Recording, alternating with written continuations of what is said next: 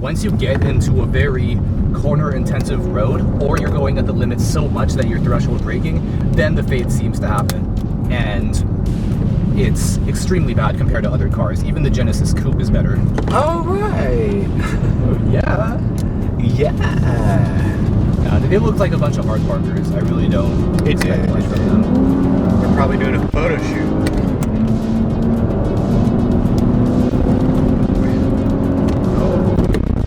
Talk about pace. Talk about shaky fucking rotors. Alright, now we're in here.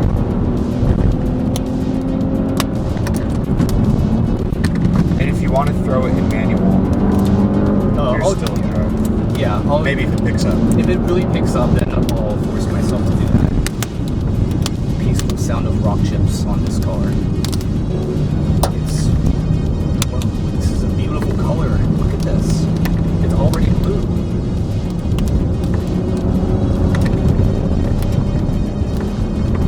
Here we go.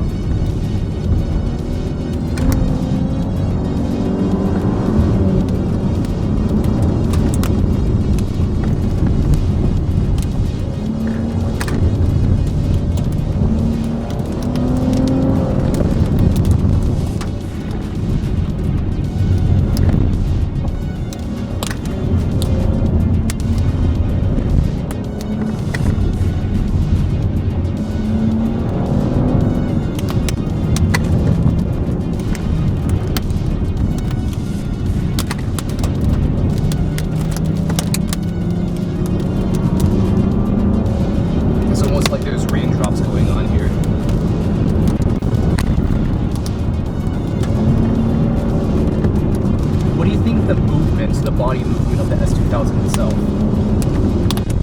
Oh man, let me look a little more.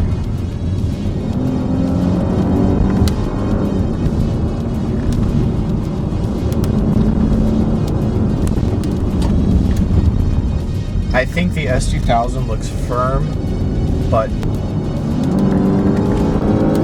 I smell something, but that also could just be the Colorado air.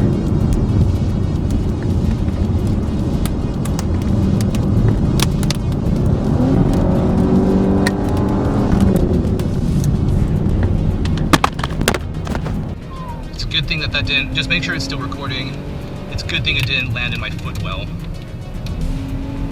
Shit, it's not recording. Okay, well you can re-record it, that's fine. Alright. That thing can take a beating. I don't remember how many times that's happened. Is it good? Yeah. Whoa. That's not very stable at all. So, okay, good to know. If the road isn't perfect like this, I could get unintentionally sideways. The other thing is, with a car that has this much weight to it, you go over a crest or something, right? A bump, and the car goes up into the air a bit, and as it comes down and it's regaining traction, there's a lot of momentum in that body. It's not going to want to snap back into place, you know, like the S2000 would. And obviously how much tire you have plays a big part in that. But, you know, this isn't going to change directions like a lighter car. We have that. Or regain traction as quick. We have a good contact patch. We just don't have good flex that we want. Especially because we're running a high sidewall profile. In relation to these two cars, at least. Let's just say that. Because as a Golf owner, I can tell you that there is way more confidence in that car than this. Yes, my lack of experience in a rear-wheel drive car comes into play. But at the same time, after driving the Miatas and actual sports cars, this doesn't compare. Honestly, the 9th gen Civic I was driving earlier, after hopping out of this car, I preferred the way the chassis felt. What, and Civic? Yeah. Yeah, that's how... It was a little more communicative, I felt like. Okay, yeah. I didn't drive it yet, but it seemed so as a passenger. It also just felt lighter, and I like that.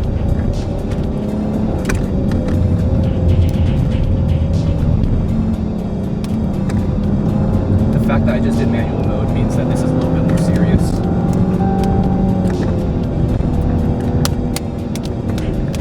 Hold on, down is upshift, right? Yes.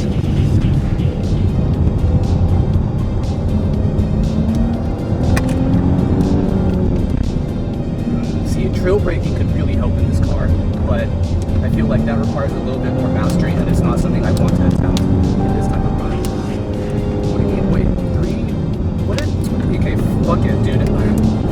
If it's not gonna let me upshift, then there's no point in me being in that type of scenario. Well, I mean, I can try doing it for you and see how it is, but it actually doesn't sound too bad.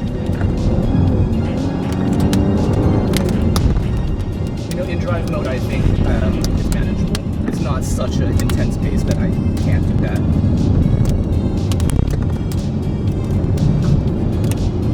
But, you know, in any scenario, I can just back off. There's no saying that I have to go by their pace. Now you see there's a little bit more surface wetness. This is because of the trees and cliffside adjacent to us. We didn't see it before in like the open plate area.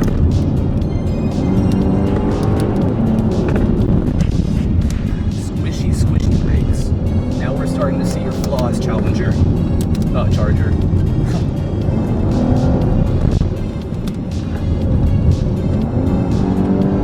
You know, I want to like American cars. You know, I want to support domestic.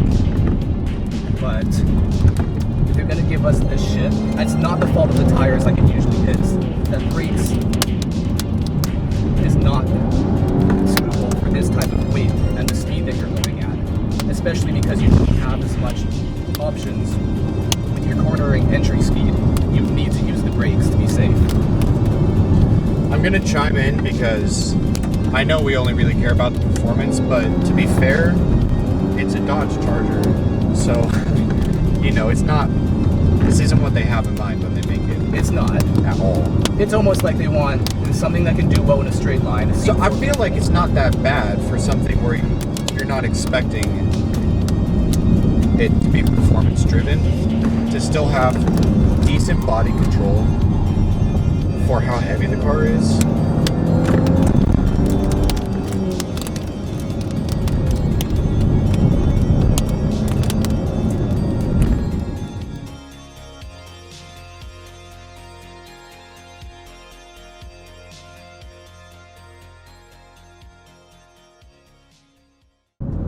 I feel like a lot of performance car owners would not put themselves in this situation because of the damages, and that's reasonable. You know, you want your car to be in pristine show car condition, but that also limits a lot of options in terms of where you can practice and how. I think nowadays people have a high precedence over materialism in car culture, and of course that's going to happen because that's what it is intrinsically. You're buying cars, you're buying parts, but there's more to it than that. If you actually take that money that you're going to spend towards something like a nice exhaust, or anything applies, you'll have the skill set that you can carry on for the rest of your life. And to me, that's more valuable. That's the core value of the channel.